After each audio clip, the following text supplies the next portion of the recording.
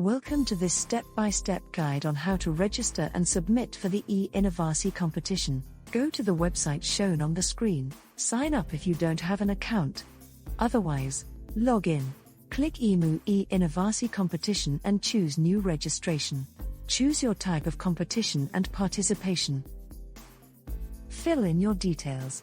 For the school category, the team leader is the student's name, and the in-charge teacher's name goes under head teacher.